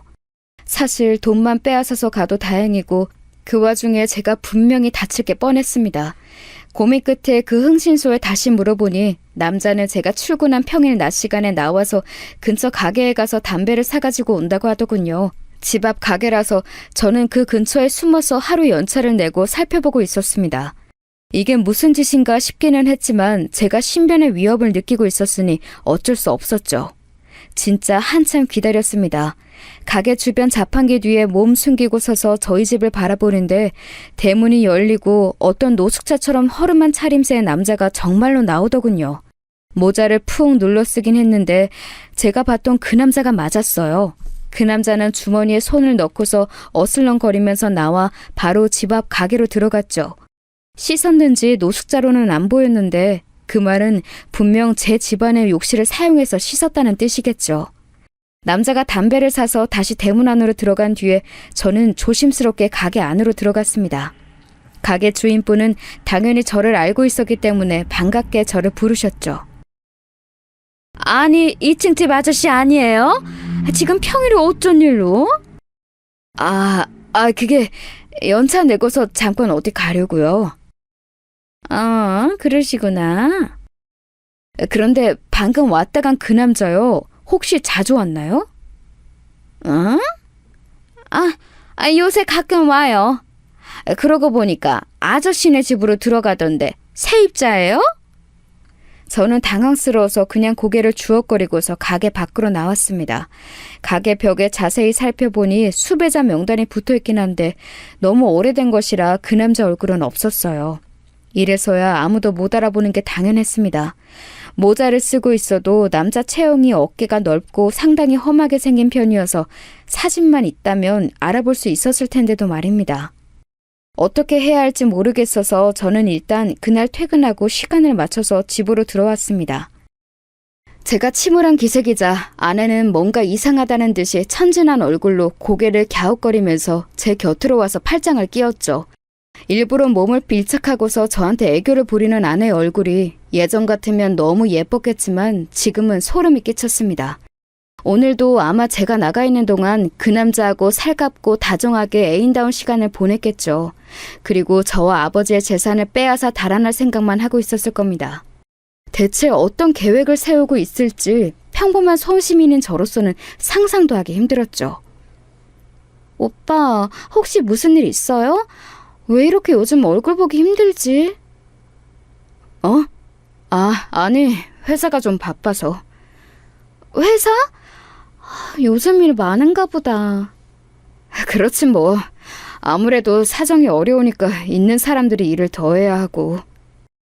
저는 자세한 말은 하고 싶지 않아서 아내에게 잡힌 팔을 빼고 싶었지만 아내는 단단하게 제 팔을 붙들고 있었습니다. 그나저나 아버님 말이야. 요즘 건강 어떠셔? 아무래도 말이 없어서 궁금해. 그게... 사실 아버지의 건강은 빠르게 안 좋아져서 임종이 임박해 있었습니다. 하지만 아내한테 그 이야기를 했다가는 바로 해코지를 당할 것 같은 긴장감이 들었죠. 사실 아내는 어릴 뿐더러 상당히 작은 체구였기 때문에 무서울 것은 없었는데 그 뒤에 범죄자 남자가 있다는 사실을 알게 되니 무서웠어요. 저한테 겁이 많다고 탓하셔도 상관은 없습니다. 하지만 가까운 곳에 전과자에 지금 수배정인 범죄자가 있다고 하면, 심지어 그 남자가 아내가 숨겨주는 지하실에 숨어 있다고 하면 그렇게 태어날 수 있는 분은 많지 않을 거예요. 생각해보면 아내가 편의점에 일할 때부터 좀 이상한 낌새가 있기는 했습니다. 아내는 팔뚝 위쪽과 손목 부근에 작은 문신이 있었죠. 처음에 문신에 대해서 물어볼 때는 아내가 별짓 아니라는 듯이 패션 타투 스티커를 붙인 거라고 했었는데 나중에 결혼할 때가 되니까 사실 진짜 타투라고 고백하기도 했어요. 사실 뭐 여성들이 예쁘라고 작은 문신 정도 새긴 거 상관없지 않나 싶기도 했고, 사실 아내가 가느다란 팔뚝에 그렇게 새긴 문신이 제 눈에도 예뻐 보여서 정말 상관을 안 했습니다. 아내는 흡연자였는데 가느다란 손목에 문신을 한 채로 담배를 피우는 모습도 어딘가 영화 속 여배우처럼 예뻐 보였고요. 그런데 지금 와서 생각해보니 그것들이 전부 아내가 어딘가 불량한 사람이라는 사실을 알려주는 신호처럼 느껴졌습니다. 아무래도 전과자하고 사귀면서 어울리려면 비슷한 류의 사람일 수밖에 없지 않습니까? 애초에 왜 그런 것을 전부 무시하면서 결혼을 하게 되었는지 정말 속이 상하더군요. 게다가 이어진 아내의 말이 더 무서웠습니다. 오빠, 사실 아버님 돌아가시는 건 기정사실인데 우리 받는 돈이 어느 정도나 돼? 예금으로 넣어놓고 이자 받으면서 살 수 있으면 너무 좋겠다. 그게 말이지, 벌써 그걸 말하는 건 좀 이른 것 같은데. 왜? 결혼 전에 오빠도 오빠 입으로 말했었잖아. 아버님 곧 돌아가시니까 현금 자산도 꽤 받을 수 있을 거라고. 나도 가족인데 기대하면 안 되는 거야? 아내는 순진한 얼굴로 저를 올려다보면서 이렇게 말했습니다. 사실 말만 들으면 아내는 정말 아무런 사심 없이 그냥 저와 부부라서 들어올 돈이 궁금한 것처럼만 보였어요. 하지만 저는 아내의 속셈을 알았기 때문에 더 꺼려지고 두려웠던 거죠. 사실 아직 혼인신고도 안 한 사이인데 저렇게 적극적으로 유산에 대해 묻는 것도 좀 이상했습니다. 우리 그 돈 받으면 딱 적금으로 묶어두고 불려보자. 집은 있으니까 괜히 부동산 살 필요도 없잖아. 내 몫으로도 좀 줄 거지? 그렇지. 신난다. 나 내 명의로 재산 가져본 적이 없어, 오빠. 알았다고 고개를 끄덕이는데 아내는 돈을 쓸 생각에 신이 난 것 같았습니다. 순간 너무 순진해 보여서 제가 잘못 생각하고 있는 건가, 혹시 아내가 전 남친한테 협박이라도 당해서 숨겨주고 있는 게 아닐까 하는 생각이 들었죠. 하지만 그게 아니라는 건 저 자신이 잘 알았습니다. 아내는 그때 아주 그 남자와 끌어안고 다정한 연인처럼 굴고 있었으니까요. 어떻게 해야 할지 모르는 상태로 저는 다음 날도 출근을 했습니다. 그런데 그날 회사에서의 일을 하고 있는데 전화가 한 통 오더라고요. 누군가 하고 봤더니 처형이었습니다. 아내의 하나 있는 언니도 아내와 비슷한 분위기의 여성이었어요. 그래서 자매가 무척 닮았구나 했었죠. 제부, 잠깐 이야기할 수 있어요? 아, 네. 어쩐 일로? 별건 아니고 혹시 요즘 동생한테 무슨 일이 있나 해서 전화를 통 안 받더라고. 네? 아, 그런가요? 사실 아내의 자매는 그리 사이가 좋은 편은 아니었습니다. 서로 처녀 시절에도 상당히 자주 싸웠다고 하더라고요. 생긴 게 비슷한 만큼 취향도 비슷해서 서로 옷도 뺏어 입고 그러다가 의상하고 그런 일이 많았다고 했어요. 결혼할 때는 처형이 저를 별로 마음에 안 들어 했지만 말입니다. 좀 한심스럽게 본다고 할까요? 아무튼 굉장히 거리감을 두고 저를 대했었어요. 가끔 뭔가 비웃는 듯한 느낌도 들었고요. 별일은 없습니다만 집에서 살림 중이라 전화를 안 받을 일은 없을 텐데요. 아, 그래요? 그럼 왜 자꾸 연락을 안 하지? 혹시 제부, 이런 말 좀 이상한데 언니로서 내가 이런 말 해도 되나 모르겠지만 말이에요. 말씀하세요. 혹시 동생 근처에 요새 어슬렁대는 남자 없어요? 네? 제가 너무 놀라서 전화기를 떨어뜨릴 뻔했습니다. 차영이 그걸 어떻게 아는 건지, 혹시 뭔가 알고 있는 것인지 속이 울렁거렸어요. 제가 말을 못하고 있는 사이에 처영이 그러시더군요. 사실 이걸 저 결혼 전에 말했어야 하는데 미안해요. 동생이 굉장히 오래 사귀던 남자친구가 있었거든요. 아... 저는 심장이 가슴에서 튀어나올 것 같았습니다. 하지만 섣불리 말을 더 하지 않고 잠자코 차영의 말을 들었죠. 결혼할 때 헤어진 줄로만 알았거든. 그런데 아니더라고. 예? 그게 무슨... 제부, 너무 흥분하지 말아요. 사실 지금 그 남자친구가 좀 사정이 있어서 범죄자 신세로 쫓기고 있거든요. 그래서 혹시 동생이 그 행방을 아나 물어보려고 전화한 거예요. 당연히 아는 일이었죠. 하지만 거기서 제가 그 남자의 행방을 말하면 안 될 것 같다는 생각 때문에 저는 입을 꽉 다물었습니다. 처형은 계속해서 아내의 태도를 물어보면서 저한테 유도신문을 했어요. 처음에는 별다른 말을 하지 않다가 일부러 설득된 것처럼 슬금슬금 대답을 했죠. 혹시 동생이 뭐 수상한 행동 보인 적 없어요? 네, 수상한 행동이요? 평소랑 다르게 뭔가를 한다거나 어딜 간다거나. 생각해보니까 밤에 자꾸 일어나서 화장실에 가던데요. 가서 오래 앉아있다가 와서 좀 이상하게 여기긴 했는데. 저는 일부러 그 말을 흘렸습니다. 지금 사는 집 1층하고 지하는 비었댔죠? 네. 차영은 잠깐 말이 없더니 갑자기 급한 일이 생겼다면서 전화를 끊더군요. 혹시 이러다가 처형이 제대로 된 그 남자를 쫓아내주거나 아내한테 정신 차리라고 화를 내주는 게 아닐까 싶어서 두근거렸어요. 제 최고의 고민거리가 사라지는 거였으니까요. 그리고 처형이 이왕 이 말을 해주었으니 아내한테 추궁해서 갈라서기도 쉬울 것이었죠. 저는 퇴근하고서 그날은 일부러 야근도 하지 않은 채로 곧장 집으로 향했습니다. 혹시 처형이 와서 아내를 설득해 주었을까, 그리고 그 남자를 쫓아내 주었을까 싶어서요. 그런데 제가 집에 들어오자마자 목격한 건 정말 예상외의 일이었습니다. 제가 2층 실외 계단으로 연결된 현관문을 열고 들어가자마자 실내 계단을 타고 아래쪽에서 시끄러운 소리가 들리더라고요. 문을 닫아놨다면 안 들렸을 텐데 실내 중문이 약간 열려있던 탓에 희미하게 들려왔습니다. 저는 조금 놀라서 조심스럽게 계단을 내려가서 위쪽에서 숨어서 아래를 훔쳐보았죠. 지하도 아니고 1층 계단참에서 그 남자와 아내 그리고 차영이 서서 싸우고 있었습니다. 칼퇴하고 온터라 해도 완전히 지기 전이었어요. 어스름한 실내에서 남자는 골치 아프다는 듯이 고개를 젓고 있었고 아내와 차영이 핏대를 세운 채로 싸우고 있었죠. 야, 이 계집애야. 넌 결혼까지 했으면서 왜 아직도 얘를 붙잡고 있는 거야? 뭐라는 거야? 애초에 지금 이 결혼 자체가 돈 벌려고 그런 건데? 야, 닥쳐. 넌 다른 남자하고 같이 사는 것 자체가 이미 넘어간 거야. 그리고 너는 왜 얘한테 붙어 있는 거야? 나한테 와야지? 처형이 고래고래 소리를 질러댔습니다. 아내는 만만치 않게 핏대를 세우고 있었지만 가운데 낀 남자는 머리가 아픈 듯이 귀만 파고 있었죠. 대체 무슨 상황인지 알 도리는 없었는데 적어도 그들끼리 싸우느라 저한테 신경을 쓸 여력은 없다는 걸 알 수 있었어요. 다행이긴 했지만 도무지 무슨 일인지 알 수가 없더군요. 그러다가 갑자기 남자가 그랬어요. 야, 좀 그만해라. 사실 나도 얘네 집에 이렇게 숨어있는 거 좀 별로였어. 뭐 이런 집에 사는 새끼 돈이 얼마나 된다고 그 돈 긁어낼 때까지 기다리라는 것도 그렇고. 어머, 오빠, 어떻게 그런 말을 해?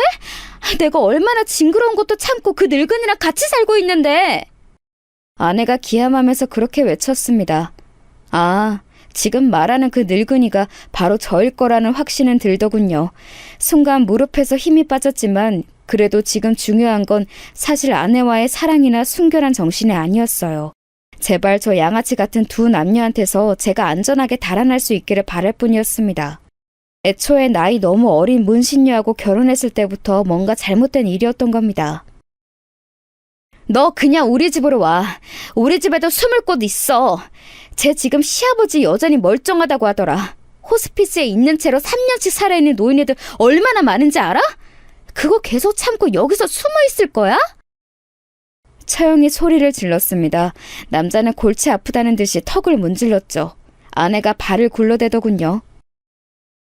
난 돈 같은 거 안 중요해. 그래도 오빠가 돈 필요하다니까 내가 이렇게 변변찮은 편의점 손님 중에서 고르고 골라서 결혼까지 한 거잖아. 얼마나 힘들었는지 알아? 그런데 지금 거의 다 됐는데 나 버리고 가겠다는 거야? 아내의 말에 저는 그제야 아 싶었습니다. 흥신소의 말과 맞춰보니 딱 퍼즐처럼 들어맞았어요. 아내, 그러니까 저 문신녀는 아버지의 유산 이야기를 듣고 저를 노렸던 겁니다. 자기 남자친구를 위해서 말이죠. 전과자니 도망가서 뭐라도 하려면 자금이 필요했을 거고 그래서 타깃이 된 게 저고요. 유달리 현금 이야기만 했던 것도 왜인지 알 것 같았습니다. 그거야 네가 알아서 한 거지 왜 나를 끌어들여?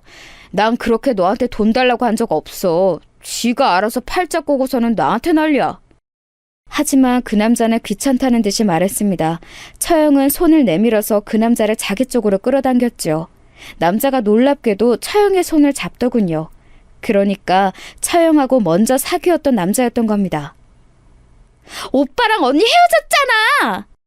차영하고 사귀었던 남자를 동생인 아내가 좋아해서 따라다녔던 그런 관계였던 모양입니다. 남자는 귀찮으니까 아내한테 대충 어울려줬던 거고요.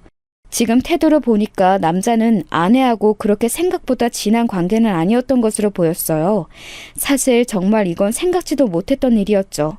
이상하게 처형이 아내를 의식하더라니 상상 이상의 관계에 머리가 아파왔습니다.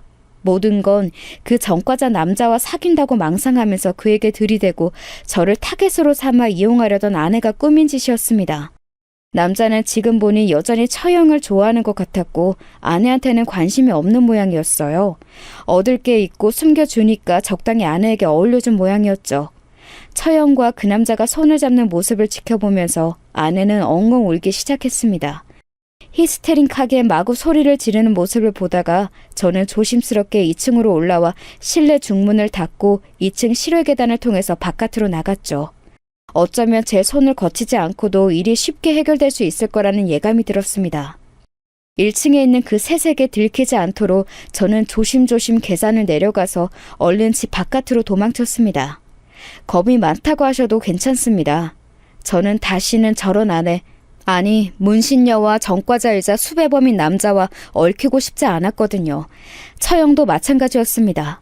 사실 처형도 나이만 조금 많을 뿐 아내하고 거의 비슷한 분위기인 사람이었죠. 야근을 핑계로 언제나 늦게 들어갔기 때문에 저는 태연하게 야근해서 늦는다고 아내의 핸드폰으로 문자를 넣었습니다. 평소에는 아내가 그런 문자를 받으면 곧장 단문자를 했었죠. 하지만 이번에는 아내의 단문이 없었습니다. 어쩌면 당연한 일이었죠. 그 남자가 아무래도 처형하고 같이 갈 것 같았으니까요. 하지만 저는 재촉하지 않고 가만히 있었습니다. 그러다가 평소보다 더 늦은 시간이 되었을 때 집으로 들어갔죠. 현관문을 열고 들어갔지만 2층은 불이 꺼져 있었습니다. 실내 불을 켜자마자 저는 한탄을 뱉을 수밖에 없었어요. 집안이 온통 폭풍이라도 왔다 간 듯 난리통이었거든요. 정말 엄청난 광경 속에서 저는 집안을 돌아다니면서 일단 아내를 불러봤습니다. 하지만 아무런 대답이 없었어요. 대답이 없다는 게 더 고맙고 반가운 상황이었죠. 식탁에는 갈겨 쓴 종이 쪽지 하나가 놓여 있었습니다. 나 찾지 말아요 라고 적혀있는 쪽지였죠. 그 메모를 봤을 때 제 심정 이해할 수 있으실까요? 한참 동안이나 가슴 위에 묵직하게 놓여있던 돌이 그제야 떨어져 나간 기분이었습니다. 집안을 이렇게 엉망으로 만들고서 아내는 자기 옷과 짐만 챙겨서 사라진 것 같더군요. 아마도 남자는 처형이 데리고 간 모양이고 아내는 그걸 쫓아간 것 같았죠. 참 대단한 사랑 나셨다 싶었습니다. 그래도 어쨌든 범죄자와 엮이지 않고 그대로 일이 잘 종료될 수 있었으니 천만다행이었어요.